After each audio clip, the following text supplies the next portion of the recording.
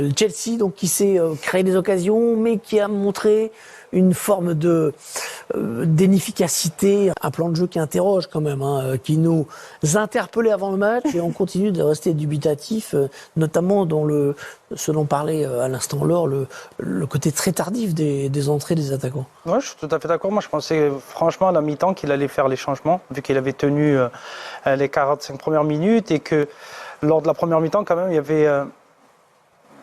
y avait quelques satisfactions parce qu'il a su se créer des opportunités. Il leur a manqué la finition. Je pensais qu'il allait faire le changement plus tôt. 1-0, c'est pas pareil. Il se procure des occasions en fin de match, mais on sent vraiment que le Real Madrid est en gestion totale. Donc, oui, moi, ça m'a interpellé les changements aussi tardifs. Il faut souligner Thibaut Courtois. 6 arrêts ce soir, on en parlait déjà à la pause, mais aussi toute la défense du Real Madrid. Sur les 19 tirs, par exemple, de Chelsea ce soir, il y en a eu 6 bloqués par des joueurs du Real Madrid. On a plusieurs frappes qui ont été bloquées avant qu'elles n'arrivent jusqu'à Thibaut Courtois. Et si on regarde par contre sur l'ensemble des 2 rencontres entre Chelsea et le Real Madrid, le match aller la semaine dernière, le match retour ce soir, le bilan, Didier, ne ressemble pas à vos années à Chelsea.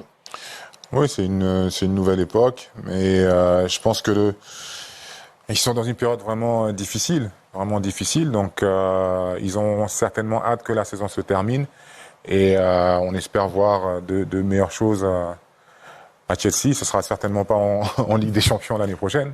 C'est fini. sûr que non. La saison, elle est terminée en fait, carrément, pour Chelsea. Ils peuvent déjà préparer la suivante. C'est peut-être le seul point positif de cette soirée. Mais le seul problème, c'est de savoir quel entraîneur va être là ou alors d'entamer les discussions. J'ai vu qu'ils avaient entamé des discussions avec Nagelsmann qu'il avait rencontré et d'essayer qu'il apporte peut-être déjà ses idées à Lampard, discuter avec lui, de commencer à essayer de faire jouer certains joueurs, de changer de système qui prépare déjà la saison prochaine parce qu'avec un vestiaire de 31 joueurs, certains joueurs on a volé un petit peu les transferts, que ce soit Modric qui devait signer Arsenal, on est venu le prendre, donc on l'a surpayé aussi. Pour la saison prochaine, ça va être difficile aussi de se séparer de ces joueurs. Il va falloir voir qui on va amener encore dans cet effectif-là.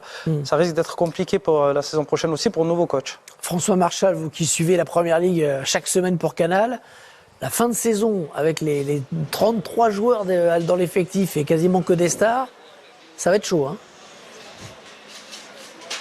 Ça va être chaud, ça va être long. Chelsea est un grand chantier finalement, un chantier avec 4 entraîneurs cette saison, jamais la même équipe. C'est ce que l'on voit aussi ce soir, c'est une forme d'impréparation. Les joueurs ne se connaissent pas, ne jouent jamais ensemble et les automatismes ne viennent pas. Donc ouais, Samir en parlait, comment préparer la saison prochaine avec un entraîneur dont on est sûr qu'il ne sera pas sur le banc la saison prochaine. Pas simple et encore une fois, la saison va être très longue. Ce que Chelsea devrait faire, c'est ce que Manchester City avait fait auparavant. Lors de la dernière saison de Pellegrini, ils savaient que Pep Guardiola arrivait la saison d'après. Et la dernière année de Pellegrini, le recrutement avait été fait en fonction des besoins de Guardiola. Donc ils avaient déjà fait signer Kevin De Bruyne, ils avaient déjà fait signer Raheem Sterling. Et on s'était déjà acclimaté au fait de jouer avec eux. Et s'était déjà acclimaté aussi à la vie anglaise et aussi au championnat avec Manchester City. Oui, mais ils vont pas reprendre des joueurs là. Ils ont déjà.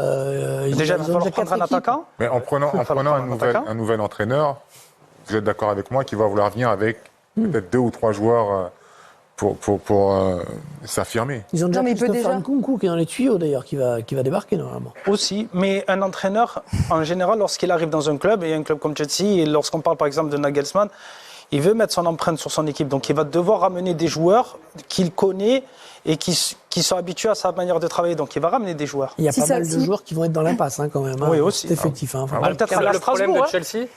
Peut-être à la Strasbourg. Ah oui, c'est vrai que Strasbourg se maintient.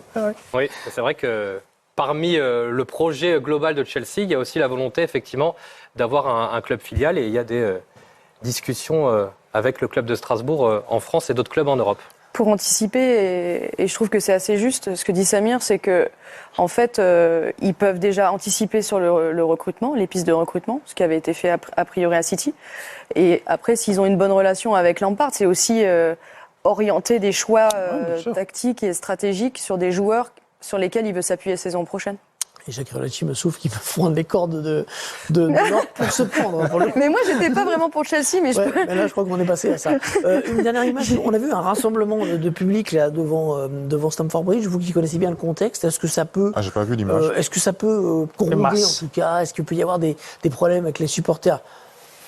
Alors, je pense que s'il y a quelque chose, ils vont simplement exprimer leur mécontentement auprès du président. Ça fait beaucoup de Peut-être qu'ils s'en vont, mécontentement. c'est tout. Non, je pense qu'ils s'en vont. Ouais. Non, je pense que... Non, je dis pas, mais ouais. Ça se trouve, c'est juste la Je queue pour le profite de cette métro. image pour vous poser la question.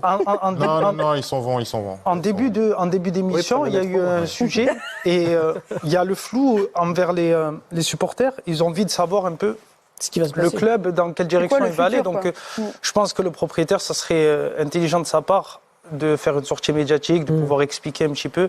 Et en France, ça se faisait beaucoup. Je sais qu'à Marseille, on l'a fait plusieurs fois, où il y a des groupes de supporters qui sont venus pour discuter avec nous, pour nous faire savoir aussi certaines choses. Et je pense qu'en Angleterre, ce serait important, surtout à Chelsea, là, de le faire. Et on Chelsea parle- a déjà connu une saison sans Coupe d'Europe, c'était en 2016-2017 et Chelsea a été champion cette année-là. En parlant Et oui, le Real Madrid de nouveau en demi-finale, comme on a bien l'habitude, Louis, c'est presque toutes les saisons ces derniers temps.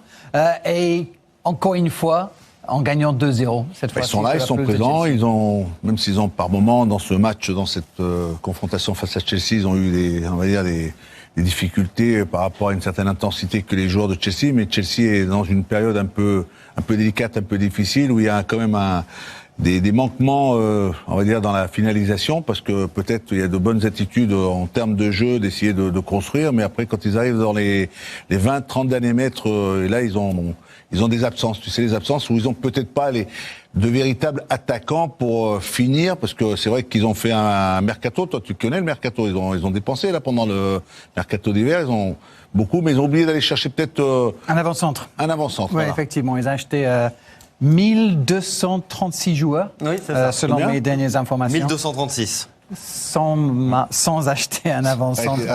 On va revenir. Arrêtez. On va revenir sur le premier but. Et la prise de balle, elle est très très bonne. Il est en pleine vitesse et c'est ce qui lui permet de prendre l'ascendant sur l'adversaire direct. C'est formidablement bien joué par le Real Madrid. Ouais. Effectivement, Militao qui sait donner ces passes-là. Le deuxième but, c'est aussi l'œuvre de Rodrigo. Finalement, non, il lève la tête, il regarde, il observe. Rodrigo, tu veux marquer ton deuxième but? Tiens, mange. Et tu finis, une bonne passe, et puis voilà, c'est comme ça, voilà, c'est Valverde, puis la finalisation, elle est parfaite, voilà, ça va vite, ça joue Toute très vite. l'intelligence de ce joueur, effectivement. Et le Real qui marque ce deuxième but. C'était fini pour Chelsea après ça. L'ancien entraîneur de Chelsea, aujourd'hui sur le banc de Real Madrid, Carlo Ancelotti, après cette qualification. La squadra che ha sofferto, che ci ha salvato Courtois a tenere il risultato 0-0 fino alla fine del primo tempo, ha sofferto la prima parte. Il Chelsea ha giocato molto bene per me, ha cercato di riequilibrare l'eliminatoria, Ils ont essayé de rééquilibrer, ils ont mis beaucoup d'énergie. La deuxième partie, on a bien géré. Et j'ai été très dangereux, je dois dire. Benzema n'a pas réussi. Non, il a pris un coup dans la première partie. Et bon, il a fallu changer parce que il n'y avait plus besoin de marquer à ce moment-là. Il fallait juste défendre. Il faut donc penser à la deuxième finale. Alors demain, votre programme, grande détente. Est-ce que le Bayern peut remonter? Tout est possible dans le foot. C'est très difficile, mais ils vont essayer, hein. C'est sûr. De même que le Chelsea a essayé ce soir. Quelquefois ça marche, quelquefois ça ne marche pas. Le Chelsea s'est rapproché de très très près. Ils ont joué très très bien. Et ils ont presque rouvert la qualification. Quel bonhomme, Carlo Ancelotti, champion dans les 5 championnats majeurs, déjà gagné la Ligue des Champions. Si elle pique cette image, Damien. Ouais, elle est compliquée parce que déjà elle est sur son pied gauche, elle rebondit en plus. Même si peut-être que voilà, un attaquant aurait peut-être pris une touche de plus pour pouvoir se l'amener et se la poser au sol. Il a beaucoup plus de temps peut-être qu'il le sait. En c'est un plus, peu de la hein. Il est tout précipitation, seul. je pense. Voilà, c'est plus de la précipitation.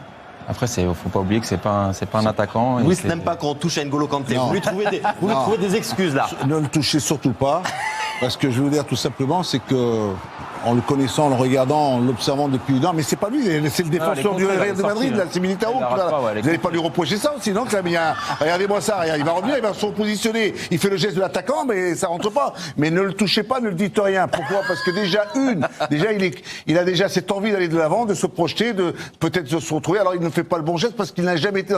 Il ne connaît pas la maison de la surface de réparation. Il y a des attaquants qui connaissent comment c'est une surface de réparation, Lewandowski ou les attaquants qui savent marquer. Lui, il sait pas. Et marquer des buts, il savait pas le faire. Laissez-le, ne le touchez pas. Laissez-moi le tranquille. Il a fait un drôle de match ce soir parce que Franck Lampard l'a positionné très haut. Ouais, alors que souvent on le voit devant sa défense. Oui, parce que Kovacic, lui, était dans le rôle de sentinelle et justement avait cette faculté à couper les lignes et les lignes de passe surtout, et de pouvoir laisser N'Golo Kanté aller se projeter, lui, plus dans la surface de réparation. Et puis il a le coffre pour pouvoir le faire aussi. C'est ça qui est important et qui est intéressant chez lui, c'est qu'il peut répéter les efforts, que ce soit offensif ou défensif. Il aurait pu marquer N'Golo Kanté et Chelsea peut-être aurait connu autre chose ce soir, mais attention toujours à Thibaut Courtois dans cette équipe de Real Madrid. Quand on a besoin du grand gardien belge, il est toujours là pour faire l'arrêt qu'il le faut. Là, ce qui lui permet de faire l'arrêt aussi, c'est que Cucurella prend cette touche de supplémentaire, parce que s'il la frappe en une touche, il n'a pas le temps de revenir. Ouais, ça, c'est aussi à prendre en compte. Mais derrière, l'envergure qu'il prend, et il peut la prendre dans la bouche, il peut la prendre dans un tibia, il y a tellement d'envergure que c'est compliqué de pouvoir la mettre au fond. Vous avez vu, il y a N'Golo Kanté qui tire, il y a Cucurella qui tire. Si seulement ce pauvre club de Chelsea avait des attaquants, il faut les plaindre quand même, les Blues. Regardez, ils ont été obligés de faire un triple changement avec des mecs à peine connus, regardez, qui vont... N'oublie pas non plus, mon cher François, c'est que cette équipe de Chelsea, elle a quand même gagné la Ligue des Champions il n'y a pas très longtemps. C'est vrai. Il y en a qui. Mais aujourd'hui, elle est malade. Il y en a qui courent derrière cette Coupe d'Europe. Ils courent derrière, ils n'arrivent pas. Ils n'arrivent pas. Le PSG, ils courent derrière, ils n'y arrivent pas. Tu vois, eux, il n'y a pas longtemps, ils l'ont eu. Ils savent ce que c'est gagner la Ligue des Champions. C'est ce que c'est de gagner. Il a gagné avec Chelsea en 2012 en tant que joueur. En tant qu'entraîneur, il est revenu 4 matchs, toutes compétitions confondues, 4 défaites. Qu'est-ce qu'il pensait de tout ça après cette rencontre et cette élimination ce soir à Stamford Bridge? We had strong players, especially in midfield, try and control better that area. On a essayé de contrôler au milieu de terrain, mais bon, ils ont mieux joué. Et avec James et Cucurella, ils ont bien joué. Je pense que leur performance a été très bonne, les 30 premières minutes. Mais après, c'était difficile de revenir sur le résultat de 2-0. Et j'étais très satisfait de la performance, mais le résultat est vraiment critique. Et à ce niveau de compétition si difficile, bon, c'était difficile de marquer lors de ce match, n'est-ce pas? Oui, c'est un problème. Et surtout à ce niveau, il faut marquer des buts à des bons moments. On a eu des bons moments au début, mais on n'a pas réussi à concrétiser.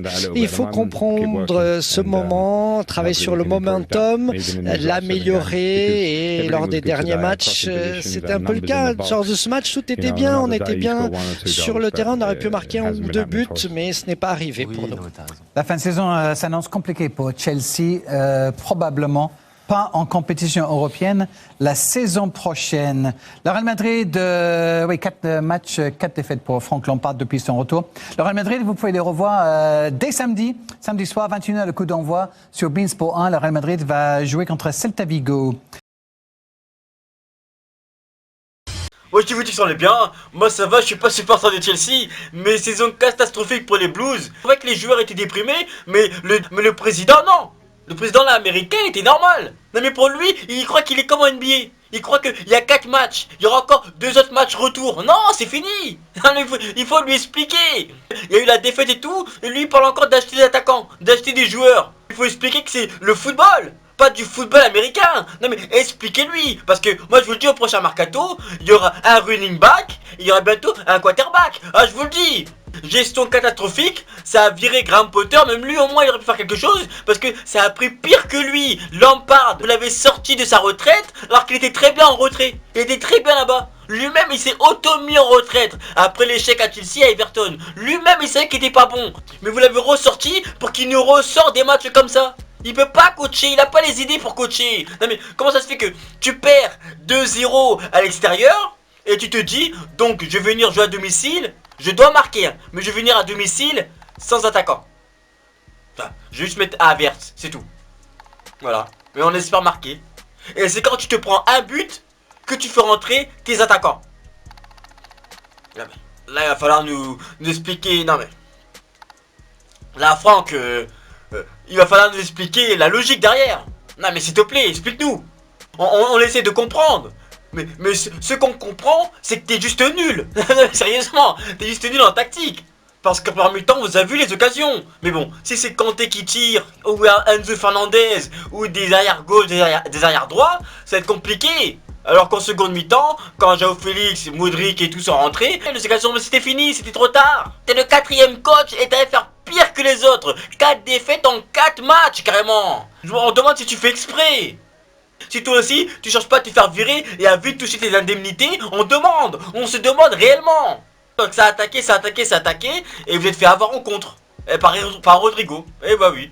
Chalobah a tenté de stopper Rodrigo avec son tacle glissé. Là, ce qui paraît à l'heure actuelle, il glisse encore. Et vous avez dit non, mais il y a Thiago Silva, défense, vous n'avez pas, il a l'expérience. L'expérience? Il a surtout l'expérience de la défaite face au Real Madrid. Bah oui. C'est vieux, il était un peu dépassé. Il faudrait qu'il était trop jeune en même temps, qu'il manquait d'expérience. Donc face au dédoublage, ça allait trop vite pour les deux. Ça allait trop vite. Et voilà, maintenant, faudra changer l'année prochaine. Prendre un nouveau coach, Nagelsmann, on verra ce qu'il pourra faire. Mais il faudra changer l'année prochaine. Parce que là, il n'y a rien qui va. Dites-moi ce que vous pensez de l'équipe de Chelsea. Mettez dans les commentaires. Et on se regarde plus tard.